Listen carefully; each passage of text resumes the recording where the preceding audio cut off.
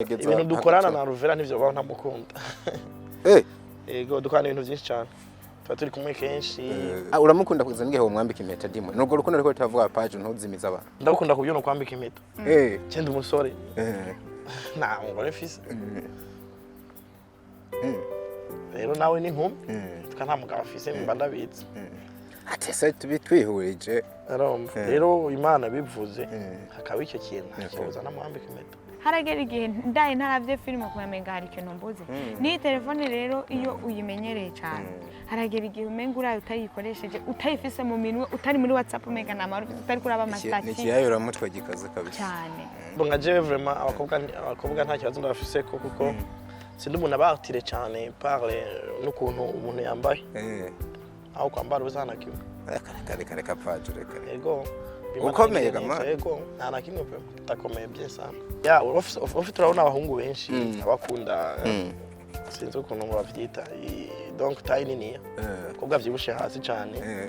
anakunda bonze jivyo ntibifise uruhara runini nta character nimwe wegera ufatira ko mu gukunda umukobwa kubiboneka by'inyuma mujanye na taille wapi uguye ko nunyene usenga ukabusa neza amaso nko Alvella canke n'uyodi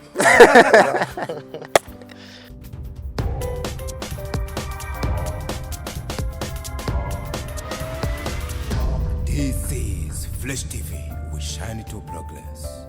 Hello everybody, hello everyone, everywhere you are. Twizere yuko mumeze neza natwe ibintu ni ubuki ibintu ni murangi turashima uwahabaye jumva nigende kuri Ronse de Sand ubwa Dr. Lubeke diko mba nicaranye n'umwe mu basore bariko baraguhereza amayimaje tubona handi hantu na hamwe yitwa Ireri Tazo. This is a special day nakira couple nkunda cyane y'umuntu yitwa Pin Page na Alvella Muhimbare. You are most welcome. Anarimbuze ntindabahaye ikaze. Merci. Vera kumenga ari jambo warokiri kura urameditako. Ijambo watanguje ni Page ndagupfinza ikintu gitubya Alvella amera nk'ukangutse kaka. Bana je naye nkangutse sinaye navyumvise. Aya jambo mvuze mbona kiyumviriye ko cyane. Navuze yuko muri couple mu byo kuriri. Okay. Okay. Bodi mwe couple ni ibintu bibiri. Okay, njenda. Batumenyere couple. Nako nyene wari wiyumviriye. Nyene urabona hano wacu navuze couple. Duo voilà, duo musical. Umukobwa n'umuhungu bakundana. Iyo mpamvu nabivuze. Oya ni duo musical abantu babiri baba bari kumwe barimbana nkuko ndakunda abafaransa bitwa Vita and Nasriman. Hari abantu bagiye bamenyekana baririmbana mbona nuko namwe mengana. Okay. Abona. Cyangwa nkuko uvuga ntuze Fabrice na Mai. Nyene ni couple. Bayana umugabo n'umugore ari. Ni couple mu buryo bubiri. Ni couple mu kuririmba kabana couple. Ese cyo duhana hamwe mu kamera nk'abaje.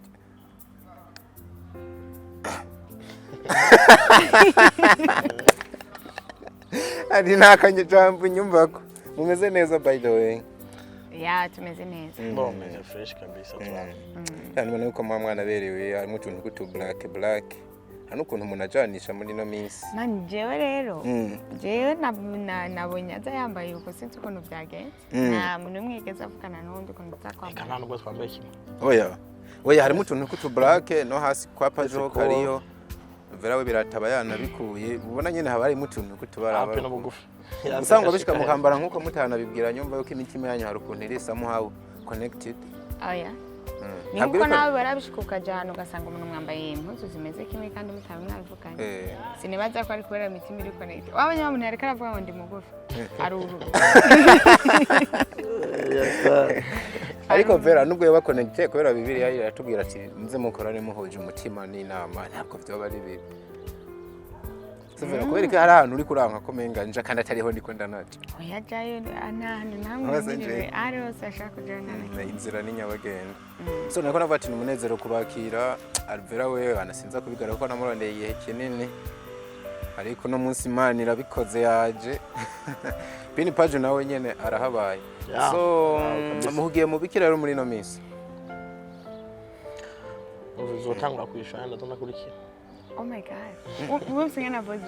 Mu Kirundi bavuga ko nta mukobwa afata ijambo hari umuntu w'umugabo. That's why iyo babajije ndamaza. Agerekera umwongereza ngo ladies first. Ari ko mbona mwara navyibushe. Wewe muri kubera Alvella umukinnyi wa filime umujournaliste journalism ngino misi ntari karayikora gose yahevye yari guturika niwe muntu wa mbere abanyakora ibintu byinshi afite ukuntu ashobora kuba yishura neza gusomba jewe Okay, reka basi wezi uratanga azaratangura Okay. uriyambuye ubugabo ntuzumbatse inkome zirakubenza izo wari ntabyo ubugabo n'ubugore bigihari ubu twese turi ni ukuvuga iyo ubajije ngo duhugiye mu biki ni nk'amwe tuba tubana mu nzu cyangwa 70% y'imisigo izindwi mega tuba turi kumwe nzabaza umwe ngo uhugiye mu biki se nyene nuko nakubaza umwe ntabwo tubana mu nzu ntabwo twama turi kumwe iminsi yose duhura ari uko dufite impamvu itumye dushaka guhura ego reka rero mpindure mbwe ngo wewe mwino misi uhugiye mu biki okay umbajije uko saba cyane nyine kwishura ni bisanzwe ndi mu buzima busanzwe bwa misi yose ariko muri gahunda yo kuririmba cyangwa gukina filime meze nk'utekereje gato ariko kuririmba ndi mu kazi anytime ushobora kubona nasohoye cover nasohora indirimbo nshyashya kumenga wacitse intege vero ngeza kajwi na ruvero uzi ko ari mu bantu ba mbere afite ijwi ritobora rigera kure cyane ako sometimes arimira ukumva yene yibwira ukuntu ati nikigeme n'ubundi nta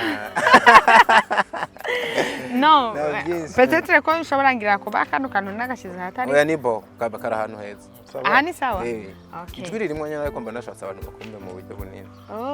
okay nabivuze akantu ka kigeme rero aka kantu ndanagahereze ko ngende narakavuze ndagahereza ko mu byo twari ko turavuga narakunze uburyo wakinye muri finale ya filime yitwa ihurizo ry'amakuba kabisa umuntu yitwa Kigeme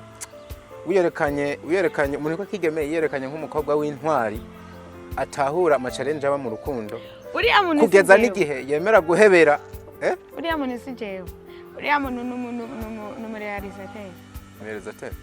wanditse ijya filime niwe yangize ijya Kigeme ariko je niko navuga filime umuntu aba ico uwanditse filime yamugize ico nakoze gusa jewe ahubwo respect kuri Amede kuko bijya no yabinyandikiye ni nkuko ari kunyandikira ijya soma kayinwa nkaca mcika umuntu mubi isi ariko yaranyandikiye nyene yanyandikiraga script kameze neza nawe ucuragakina neza rega abantu bashobora kwandikira script nashoboye kubujya muntu yanyandikiye naramushoboye kumuba neza ndamwinjiramo birakunda uba umuntu yitwa Teofile ubura muretse kino ibanire na keza je nasanze nivanze mu bintu nta kandi mu buzima busanzwe ikintu kitari cahora kireka kikagenda gukomeza kuyambera cyane bituma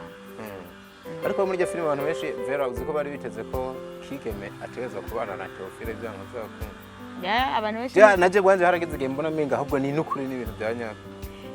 mugabo bashaka keza shawa abantu sinabona amakomantere bashaka ko Teofile tubana bashaka keza ko ari bo baba hari no uziko n'abantu babifata nk'ukuri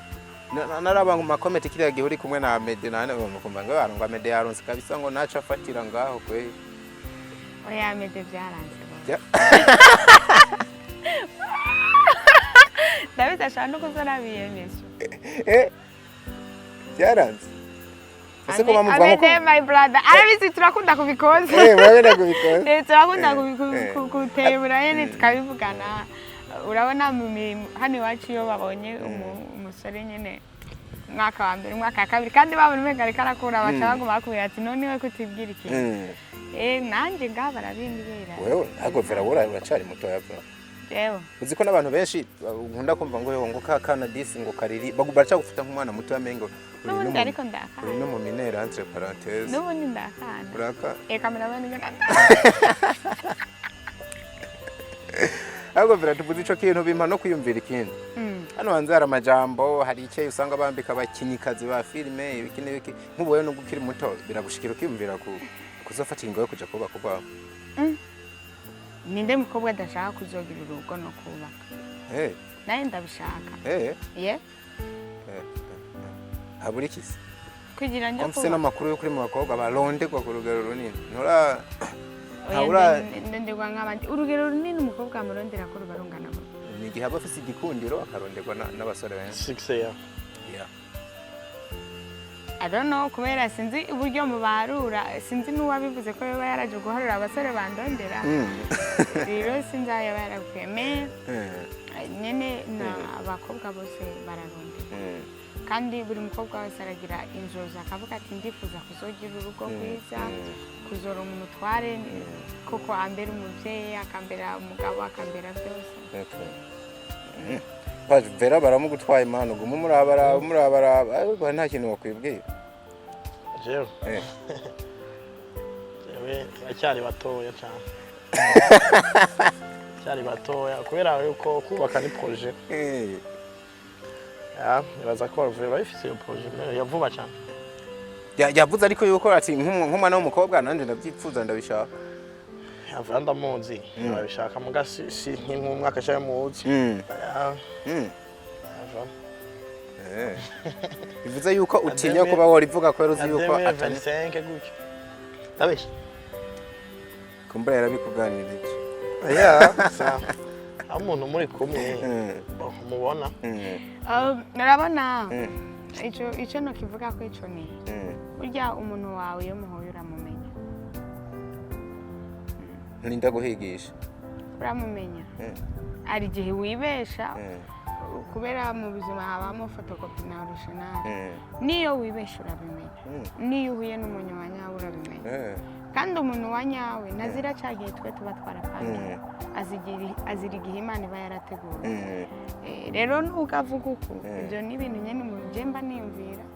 ariko uwa nyawe ashobora kuzira mu gihe ugasanga Imana yamuteguye ko azozira muri 2023 2024 cyangwa 2030 I don't know rero ico gihe cyose niyaza nkamumenya nzoca nja kubaka Anyway mwanakoze indirimbo rero tunanyaruke novuga indirimbo nibaza yo kufita nk'avyakunda page nawe ubwiwe irikira mutangaza imunezera ni indirimbo rabyo feedback hirya no hino ibana isa n'irikirinjira mu mitima y'abantu na bakabihuza nakakano navuga ati mwino misi ariko muri ko murakorana si n'igikorwa ca mbere mukoranye mwagiye mukorana n'ibintu byinshi kubera iki uguhura kwanyu muri babiri bivamwe guhuza kudasanzwe bweza n'igihe mutanga ibikorwa abantu bariko barishimira Oh my god bo kanishe basi nibaza ko ari cyambere n'ubugenzi turagenzi kesha hano arabagenzi barumvikana gusumba ukorana gusa n'umuntu ugiye kumubwira ati wanantikore kuko numbere yacu hajya nyamukuru nuko kuvuga ubutumwa bwiza biciye mu kuririmba twamenyanye na Alvella ari umuririmbyi naje ndumuririmbyi afasha byinshi namufasha byinshi turavuga ati abantu twaze ko indirimbo imwe yonyene zibiri abadata n'izindi arano makuru avuga ko mufite n'izindi muri studio yego afite n'izindi tubona biratwika turakorana kabisa indirimbo ya mbere mugabo biraza ko afite n'izindi zosohora kandi afite n'izindi ku giti cyacu mugabo vraiment turiko turakorana neza cyane kandi baza ko ari impamvu yuko turabagenzi kabisa ijya ndirimbo nanje mvuze ngo sinda nayikunda no bambesha ariko serious zirinda kunda kuko muravuga ko mudakunda iki nawe utayikunda wa indirimbo ni nziza umeze nk'abashitsi ufite umushitsi aje kuraba komena kamaza shusha kaba baravyata amazi reba sorry abwa nta nakimwe sava yageze gusanga kwa naka kwengo baragaya ngimbe bazikurirako na journalist abwa ngo big up sana nice song on va kuna qualité ngabo Praise twebwe urumva page dufatana statistique tuba tubona ni mu bantu bayiparataje ahantu yana nkumva abantu bariko barayikunda nkaraba comment kuko ati indirimbo yakumva yarakunze indirimbo imeze neza twashyize ingufu nyinshi muri audio imeze bien vyarimbye neza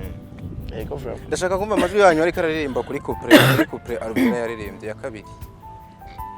kubera iki couple ya kabiri je niyo mpisemo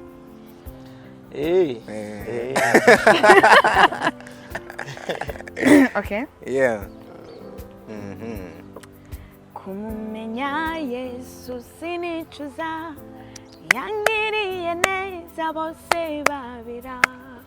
yankuye mu mwana uteye isoni anyambika ubwiza mpindurira izina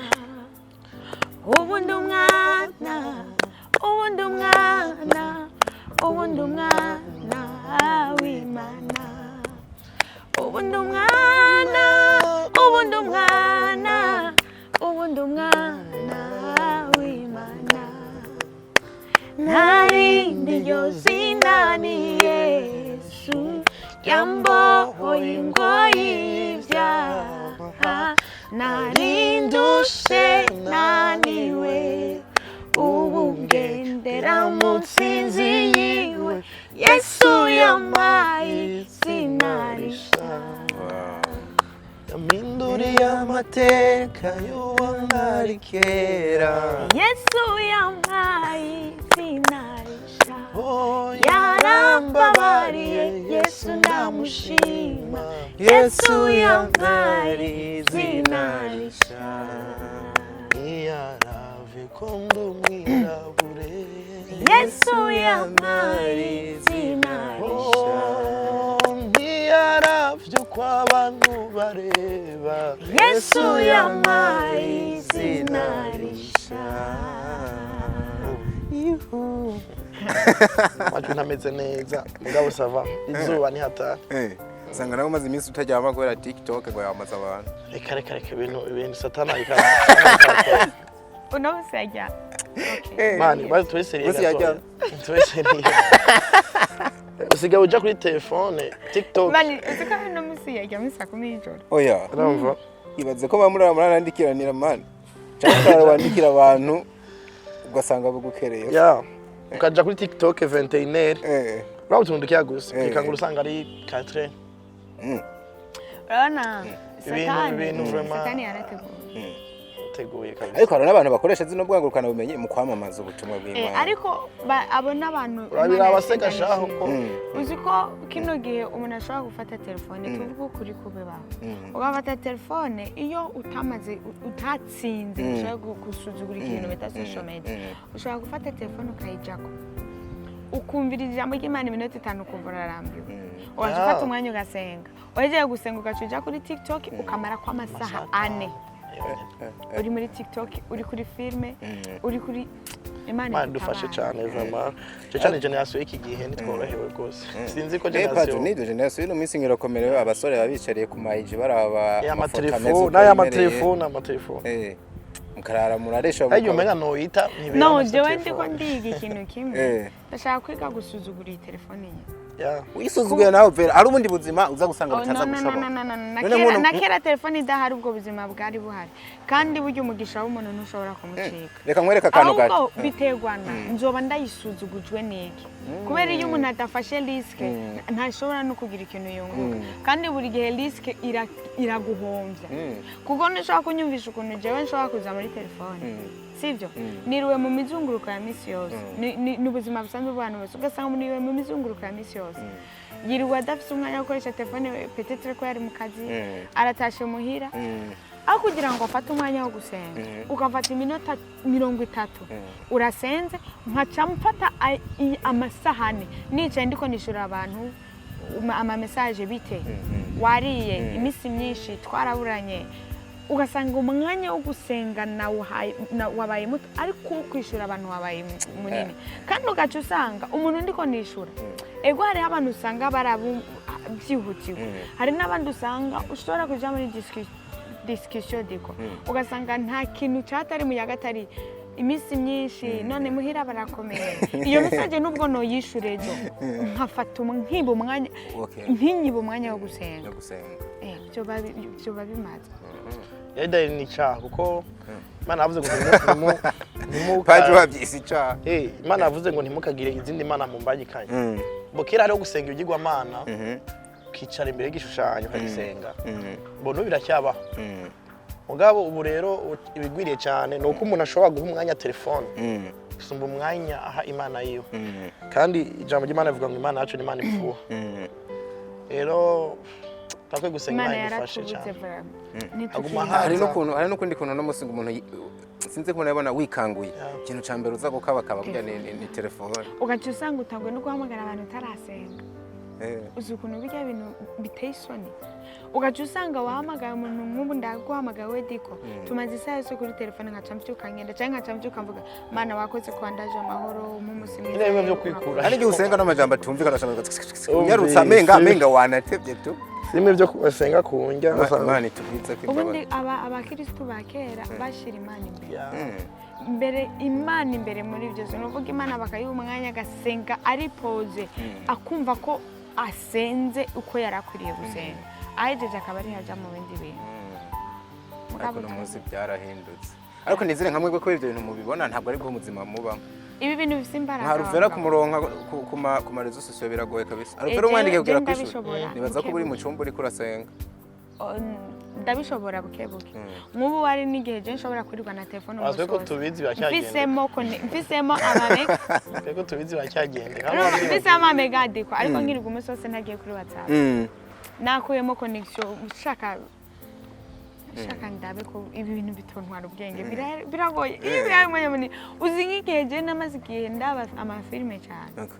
haragera igihe ndaye ntaravye filme kumwambika hari ikintu mbuze ni telefone rero iyo uyimenyereye cyane haragera igihe umenga urayo utayikoresheje utayifise mu minwe utari muri WhatsApp umega namara utari kuraba amasitati nikiyayura mutwe gikaze kabisa cyane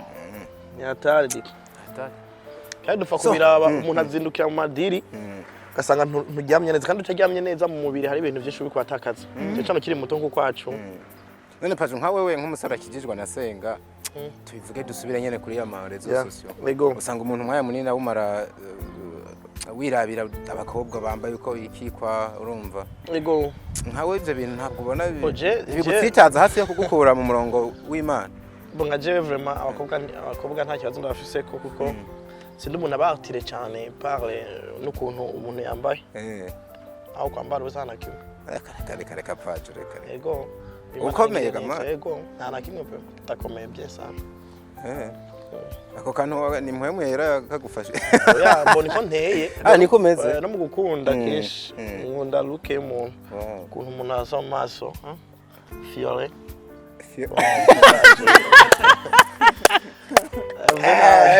none urumviriza akantu uvuze namba ukundi ukuntu umuntu asa mu maso kwikundira karuke ntiyumva ko ka karuke ko gukubita hasi byoroshye ya ufite turabona abahungu benshi abakunda sinzi ukuntu bavyita donc taille nini kobwa vyibushe hasi cyane hanakunda bonze jivyo ntibifise uruhara runini nta karagiteri nimwe wegera ufatira ko mu gukunda umukobwa kubiboneka by'inyuma mujanye na taille wapi uguye ko nuwo nyene usenga ukabusa neza amaso nko kwaruvira canke n'uyodi n'icyambere kamwe mu mukobwa kijijwe bahimana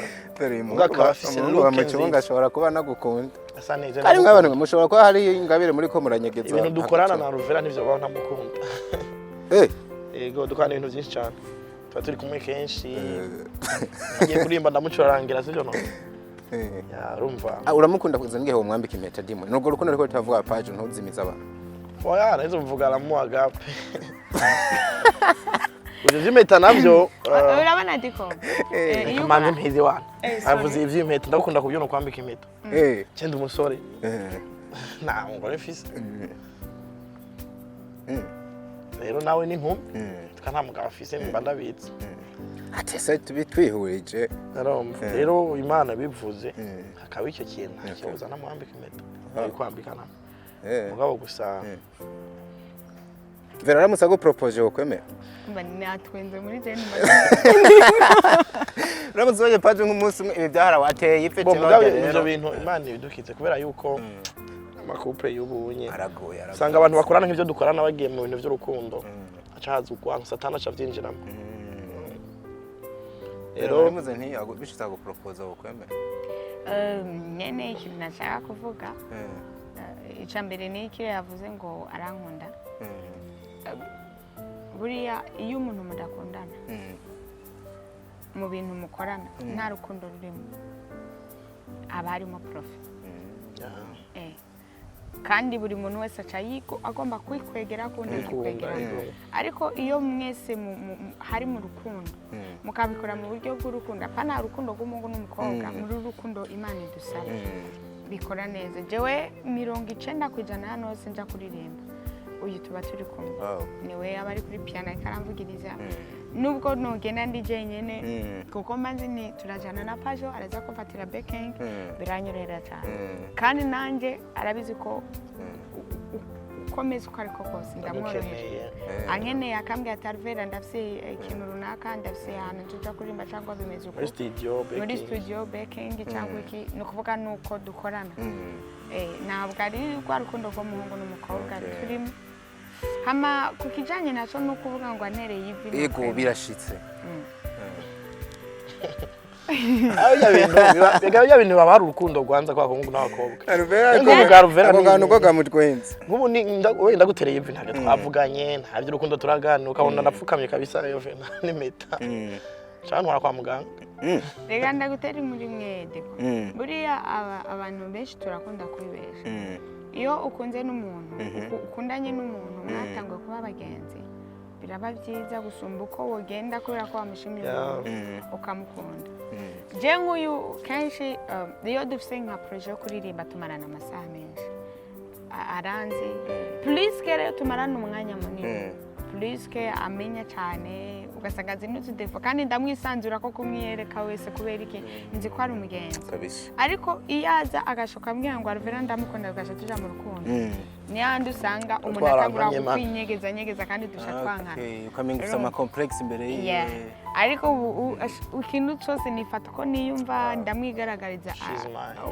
uwo ndi atashye my young sister rero uburyo tubanye uyo tubanye na Pajo ni nka blood and the sister kandi biranaryoha kuko nk'ubu Alvella ndashobora kumugurana amahera ambwira ati wana je harabafite kweri mugabo turi mu rukundo ari umusheri kambwira ati Pajo ngurana ngaho Samira ati umukobwa agira nge aca nkura urumva urazi ko kandi nijo cyo batahindutse agasuma asigaye cyane mugabo nka sister wanje cyake nenda kimenya arambwira byinshi navyo kuko Imana nabidufashe neza by'urukundo ibyo bisigaye byarabaye ikintu twarakirukanye nibaza ko kitari ntabyo turaganira kumwe nibaza ko kitazonashika munabiganira mu wamwayaza ati kano kantu nikaze kadufate no akenshi gahunda iyo kazi kaje mu rukundo karapfa iyo 70% iyo ibintu mizanye mu rukundo birapfa Pajo byo gushikira rero ugakunda umukobwa adakijijwe kugeza igihe umurongoye wabye mu tuntu n'utundi api kabisa nukuvuga ngo urukundo rwamugutaye canke ntiwo namukunda nivyo nashika ngo namwimve kuvuga adakijijwe ntivyoba ku muco no mwiza nkuko ijambo ry'Imana bivuga ufite twe turi mu bwami bwo muco uri gucagura mu bwami bw'umwiza na Bible irabibutsa umva kadiko urukundo rurabaho sha mugabo ugiye kuraba muri Bible abantu bagiye baje gucagura mu bwami bw'umwiza ko tuvugisha ukuri abantu bambabare ariko barankurikirana ijambo ry'Imana ryita umwiza umuntu wese adakijijwe ravye nka Sauli ibintu yakwegeye n'umugore wiwe kareka ijambo ry'Imana rivuga ngo mbega ubudakijijwe n'ubudakijijwe bihuriye he none mukifatanye n'abatize ko muco n'umwiza ntacyo bipfa tuvyananize muri no angle nivyoshika wa mukunze ukamuhindura akaba wowe iyo produit ushaka ko manje nta muntu umwe no hindura navyo baba Imana nihindura ego Imana izo muhindura amando no wahindutse gusa icyo shoboye ni kuvuga ubutumwa bwiza nkubwira abantu Kristo biciye mu kuririmba no kuza gukunda umukobwa cyangwa gukunda umuhungu ngazohinduka tubana mesheza kazi kanye Vera wowe umuhungu adakijijwe ariko yuzuza yandi makaragitere yose wemera ntumwemera akakubera umugabo mu bakizwe amakaragitere adacari mu ntarahera sorry mu bakijijwe ayo makaragitere umuhungu adakijijwe afise adacari mu ntarahera bivuze ngo ntiworinda kuja ndabita wabitaho ntahuye ko mengo ashatse kuvuga ngo ntiyorinda kuja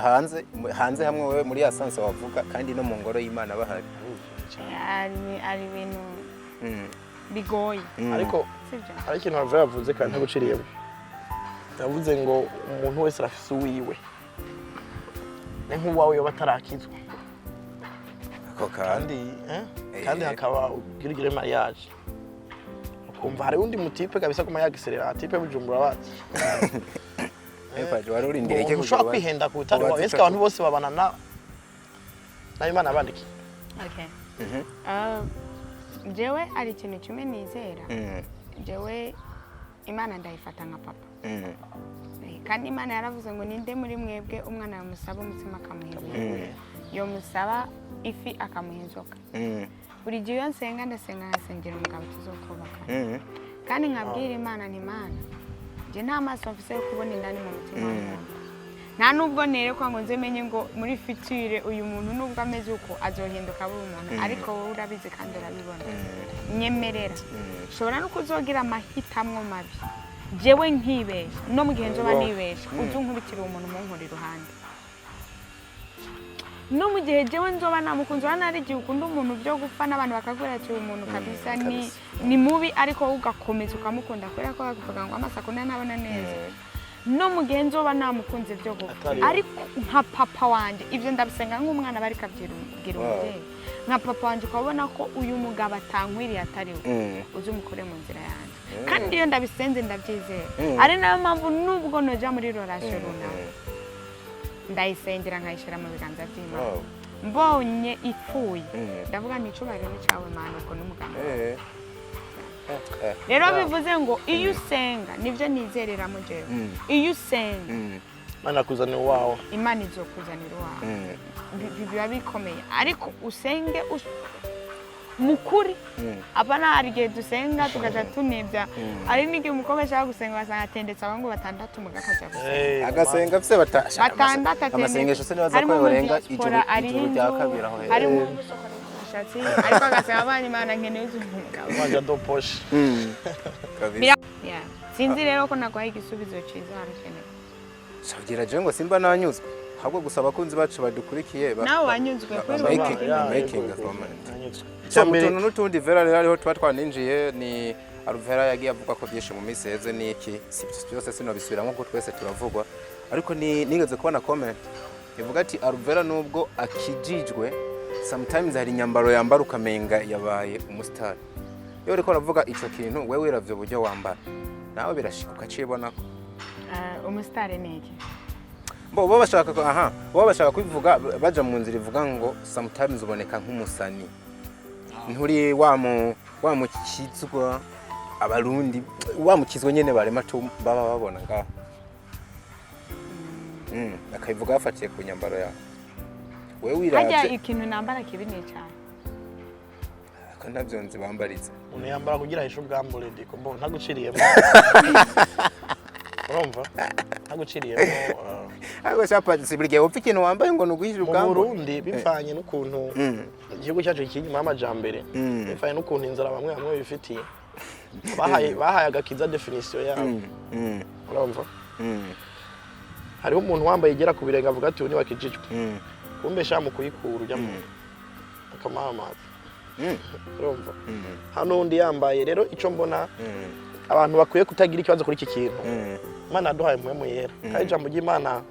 yavuze ngo rimwe ryatangwa kuvuga ngo abamwakiye bose yabahaye ububasha bwo gucika abana b'Imana irindi musisha bivuga ngo abarongorwa na muhemu yera nibo bana b'Imana ariko bahanogeye ntushobora kwambara kugira unezereza abantu ubwo wambara ukurongowe kuko urashobora kwambara ukipfuka mu maso no ku birenge hose ugafuka n'ibirenge mugambo mwemera kubwira ati none wambaye icyo kintu urumva rero namambwira keshi ngira Alvella ifo kuba wewe urumva kuko barafise n'amaverse yabo Imana hano yavuze ngo ntukambare impuzu y'umugabo rero abagabo bose baca bibwira ko ipantaro yonyine ari y'umugabo urare ipantaro z'abagore z'abagabo zirabaho umugabo uravye nene nk'ipantaro yawe wocumenga ipantaro ikintu umenga cyane oya Imana yavuze nk'ipantaro mwambare gusa ntihagire umugina mukobwa yambare impuzu donc nk'ipantaro si y'umukobwa nk'ijeno yambaye ko yambaye ipantaro ya savana rero azako mahise na kimwe sava yambaye ipantaro kandi ifo kuba wewe urumva eske rero nicyo rero navuga agakiza bagahe definition itari biblique none ukiri ngaho mwe basi mubona tugume ku mwana w'umukobwa akijijwe yo kabaye kuba yambara gute ko arongo ni ihe nyambaro nziza yo kwambara oya nishoye kwanza niwe bavuga je ntibamvera umwana w'umwigeme akijijwe byanyabo akwiye kwambara gute ijambo ry'Imana ravuga ngo abarongorwa n'umwemera bose nibo bana b'Imana. Ikintu kimwe nizera turacari mwiza kandi isi igerageza. Isi aho umuntu adasambana benshi, aho umuntu atabesha yiba, aho umuntu atiba yuzuye inzigo, kandi udafise na kimwe muri ivyo ndiko ndavuga azoba yarageze mu ijuru. Isi aho umuntu atambara ipantaro aroga, aho umuntu ataroga abeshera abandi, agenda nishari mu mutima wiwe. Rero reka basi ndabyita kugira ngo norohereze abantu. Reka tubyite ko iyi pantaro, kuko nabonye ipantaro baragize intambara, reka tubyite ko ari intege nke zanje. Umuntu wese rero abibona bino amfasha sengera kugira ngo mwe muyera azontahuza ico kintu, kubera ko nabo kugira ngo bahebe kwiba cyangwa gukora ibindi bintu mwe muyera yarabatanga. Ariko kugeza mwe muyera aracakwemera. Jewe yo ndayambaye mu mutima n'amahoro sava uko nukuri. Iyo ndayambaye je numva ndayambara kubera ko kwambara nta muntu ndigera amenera, nta muntu ndigera nereka ubwambure bwanje. Ndayambara nkuko nambara ikanzu, ndayambara nkuko nambara ijipo. Rero aba bantu bose bameze uko bambwira ati nubwo usenga ntukijishwe kubera ko wambara ipantaro, nabo bamwe muri bo barabesha, bakeneye gutabaruka. Nabo bamwe muri bo harimo abatukana bakeneye gutabaruka. Twese dukeneye gutabaruka, turacari mu isi dufise bitugora. Bazomfashe bansengere kugira ngo izi ntege nke, izi biti intege nke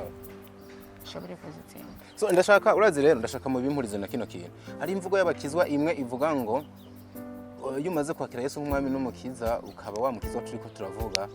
ubucitse umugororotsi caremegisha. Ariko hari n'abandi bavuga bati ibyo zo muri biramenga biranditswe nubwo umuntu awebuka ati mwisi nta mugororotsi, mwisi y'izuba nta mugororotsi ahari. Mwebwe bino bintu bibiri yo mu bihuje mubona ni bande bari mukuri mufatiye no kuvyo mwari ko muravuga. Jewe ikintu nizerane ntabwo tugirwa abagororotsi nukuba nivyo nivyiza dukorera muri Yesu. Tugirwa abagororotsi nuko twizeye umwami Yesu Kristo, tukizera n'ico yakoze ku musaraba, kandi tukacakira muri twebwe tukacemera. Diko sinzi ko nawe ikintu mvuze, nitugirwa abagororotsi nukuba tuja kuraba abantu mu bitaro. Tugirwa abakiranutse n'ukwizera ico Yesu Kristo yakoze ku musaraba, tukacemera kandi tukacakira. Ico tumaze kucakira nico kituyobora, kikatubwira ati genda muri aba bantu mugaburira abantu bashonje, genda mufasha abantu bagwaye, genda ni mubuku ni mugenda uko ni mugenda uko. Hajari turenzako bo Ancien Testament nta mugororotsi yabaho, bose barakoze ivyaha ntibashikira ubwiza bw'Imana. Gushika no umunsi abantu bakibereye muri Ancien Testament. Ijambo ry'Imana no muri imvya yaremvye mu wari mwisi nta ugororotse kiretse wejejwe n'amaraso ya Kristo. Rero umuntu yajijwe n'amaraso ya Kristo akakiyesa umwami n'umukiza muri we akafise mpwemu yera, umuntu agaca yita umunyavyaha aba ariko arahindura igikorwa ca Kristo ubusa. Kuko Alvella bivuze si kubw'ibikorwa, kuko ijambo ry'Imana rivuga ngo mwakijijwe kubwo kwizera. Eje ndemeza ko ndumugororotse atari kubw'ibikorwa ariko kuko Kristo yanyejeje. Wanashaka ni nacyo kitotuma abantu benshi baja mu ijuru. Akaruko kuja mu ijuru abantu benshi barakitiranije. Kubera abantu benshi ntibari sure. Dufise mu mundo wa Kristo bashika nka 70% basenga mugabo atari sure ko bazoja mu ijuru. Ako jirega nico nagenda nakubaza. Yego. Tunagiherezeko. Wewe iyo wiravye ingeso zawe imbere n'inyuma. Ubu nyene wo kwemanga yuko Yesu aje wacuja mu ijuru. Cyane gose. Kuko kubw'ibikorwa kubw'ingeso ngira umuntu aja mu ijuru ninda adacumura abantu bariko barankurikirana. Umuntu adutamwa aga commentaire avuga ati je vraiment nta cyaha nkora tisimbesha ntaca ningendana. None ko abandi bavuga ngo no ufise agasembwa ntazinjira. Ufise agasembwa aho rero ijuru Imana yavuze ati nta numwe azinjira mu ijuru kubera yuko ntuhaza abantu ngo ufise agasembwa n'amarabaga ntazoka. Mbiriza diko simvuze ko na Paulo ubwiwe yaragafise. Nabagiye bavuga baragafise. Roma. Kubwikorwa nta muntu umwe ugiye mu ijuru ariko kubwa Kristo Yesu nico gituma ndiko nabwira abantu. Esheza. Ipantaro si jojana mu ijuru umuntu. Imana ntizo kwega. ikibazo cy'ipantaro ni mu kivi Niko navuga ibikorwa basi kuko abantu benshi bafise ikibazo ega na page nawe barayimuvuga ko page ntiyigeze ahinduka n'umusani eh turavye inyambaro ziwe imigufa bayambaye mwizosi ibiki kana bamusitaza isaha jewe ndakunda kuvuga ukuri tuje tuvuga ukuri ku ibintu bibaho nitukagombe kubaho nk'abamarayika nta mumarayika ari ngaha muri nta numwe twese ngaha turiko duharanira ari nayo mpamvu buri gihe twama turondeza kugira turabe tugomba kubaho gute kugira ngo tukoko tubeho nk'abana b'Imana n'intambara umuntu agwana buri munsi kandi satani nawe ari mu kazi abantu ntibakavyirengagiza nta mumarayika pe umuntu wese afise intege nke ziwe ahubwo mu ntege nke zacu dufashanye ntidugaciranire imanza dufashanye nimba ubona intege nke ya mugenzi wawe umufashe diko reka nkubwize ukuri umuntu yanyoye itabi si uwo kugenda kubwira ngo heba itabi n'icaha cari heba kubera ko umubwiye ngo heba itabi n'icaha uca muyihenzera kugira zisanga yarabiheze uragerageza strategy ukamufasha ni nk'iyo uri gufasha umuntu yagoswe n'icaha cy'ubusambanyi sivyo umuntu yagoswe n'icaha cy'ubusambanyi ntugenda kumubwira ngo heba icaha ngo ico kintu n'icaha ego urabimubwira ukamwigisha n'impamvu akwiye kubireba hama ukamuba hafi mu gihe ubona ko impamvu wamubwiye yitahuye ukazura niyo yasubiyeyo kuko iyo umubwiye ashobora no gusubira kuko ni umunyantege nkeya afite n'ikintu muri we ni nka kameremere y'umuntu uba ugomba kwica kameremere y'umuntu umuntu agendanye imyaka 200 kubera ko abantu baba bashaka kuyica ku munsi umwe gukizwa no guhozako gukizwa umuntu akizwa buri munota buri saha buri segonda umuntu ntakizwa rimwe ngo arahejeje umuntu akizwa arahoza ko buri munsi umuntu aguma akizwa nabano bivuze ko nabana abakozi b'Imana tubona ebana no mu mpome bahaca bagenda nabo nyene bisaba ko pajo sorry diko bakizwa buri munota kubera ko hano hanze bahura n'ibintu bahura bafise abakozi bakoresha mu kazi babastressa bafise ibintu byinshi bituma bocumura kandi jewe namamvuga ijambo rimwe umuntu yumva ko ari umukizwa wahataye azozambwira umuntu arara mwijoro adasavye imbabazi Imana Imana mbabarira ko byaha nakoze uyu munsi ariko turagerageza muri bwa muntu bwacu turagerageza uko dushoboye turabe ko dushobora kwirinda Satani yarivanje muri evangelization ngicyo nobwira abantu nuko umuntu wese akeneye Kristo gusumba uko yokenera guheba kunywa inzoga guheba gusambana guheba ishari kuko Yesu ni wagufasha guheba ivyo bintu rero abantu benshi bagenda bavuga ubutumwa bw'ibikorwa uranze heba kayoga nguhebe kwiba nguzoce oya kuko Yesu niwe agufasha guheba ivyo byose ibanza wakire Kristo umwe n'umukiza umenye urukundo yagukunze hanyuma bisigaye bizoza bukebuke guhinduka ni pole pole nanje hari ivyo nkikora kandi nakijijwe Imana niyo mpamvu no mu ndirimbo hari umuririmbyi yavuze ngo misemwo guhora nkizwa ni ukubera ko kumbere yabonye ko ibyaha biguma bimwizingira ngo hamwe na hamwe twizingira ko na Paulo yavuze ati Yohana ndashaka gukora ikiza kibi kikananga imbere turi mu isi ariko Kristo niwe nzira n'ukuri n'ubugingo rero umuntu wese akeneye Kristo gusumba umuntu akeneye idini aho usengera ariho hose nta na kimwe ubwo umuntu akeneye Kristo kuko niwe nzira n'ukuri n'ubugingo ntawe uzoshika kwa data atamujanye ni ijambo ry'Imana so munkundire Alvella duhereze hano hantu byaravuzwe cyane ndasabye umuco uboneke ikintu cyagiye kivugwa gose ebana ndakurekuye nta kikubajije nibaza ko nozoshwana na benshi mama ngo Alvella ngo yaravyaye umwana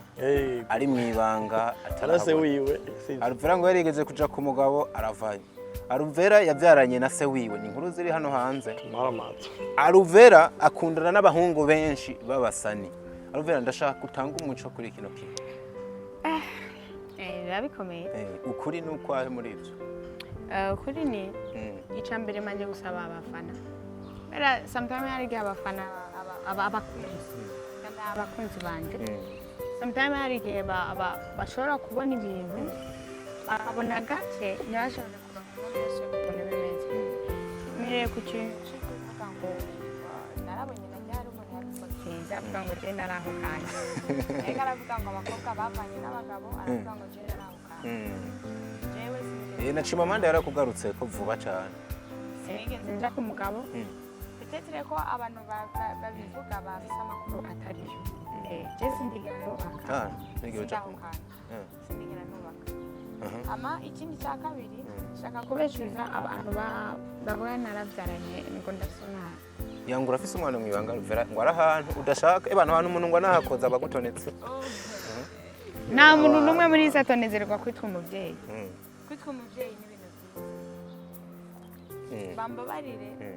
nibaza ko ashobora kuba byavuye kuri interview nakoze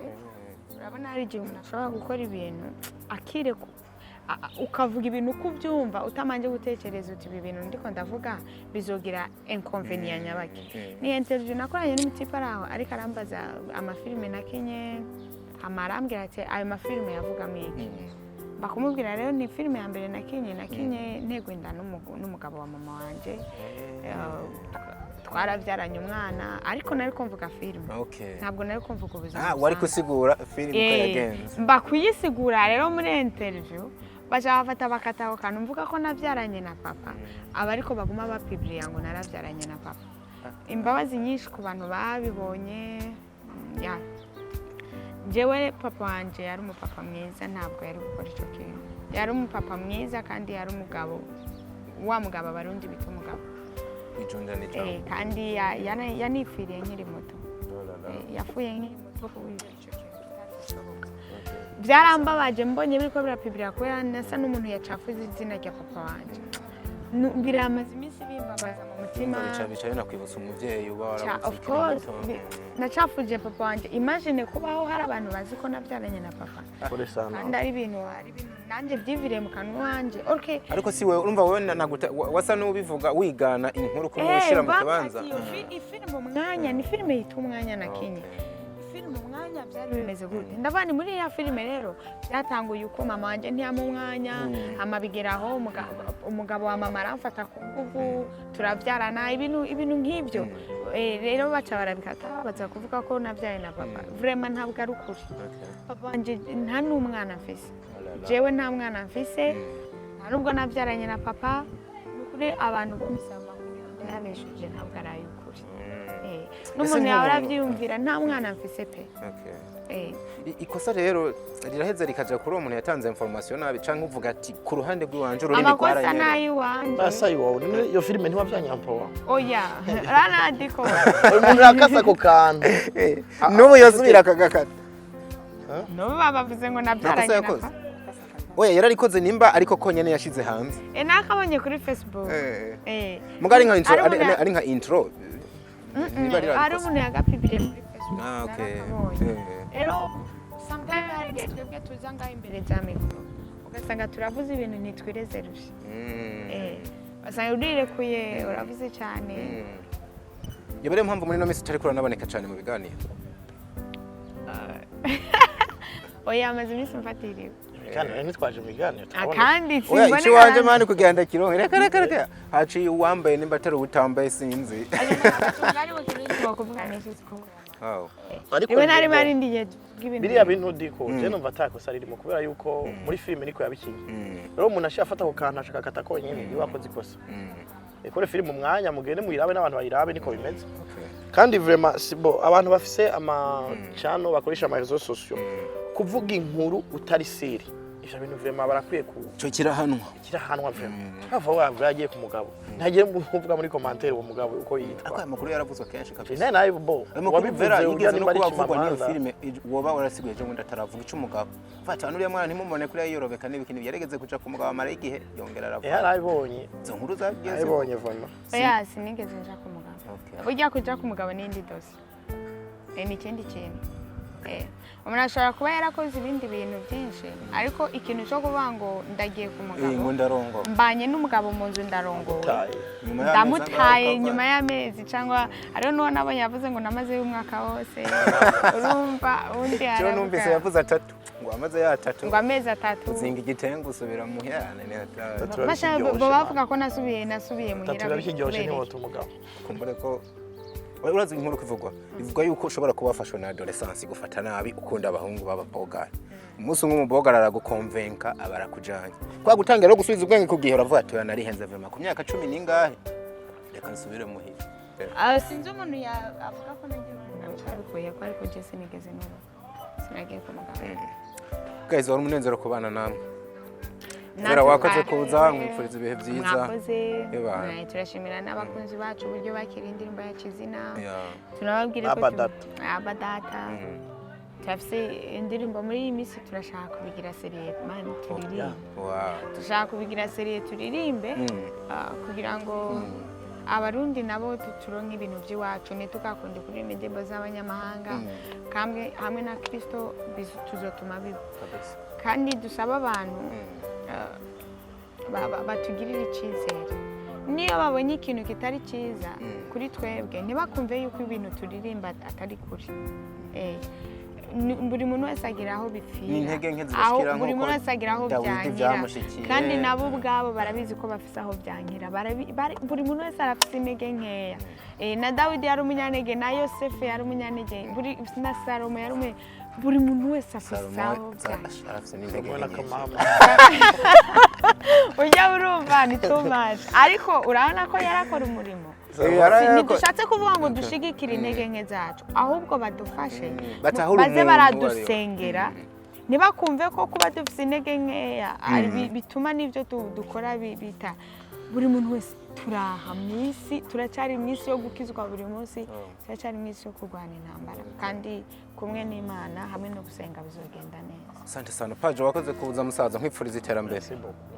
Tubashimire cyane bakunzi ba Fresh TV, make your comment, kwizera ko muri ko murakunda ibiganiro byacu. We love you guys. Hasta la vista.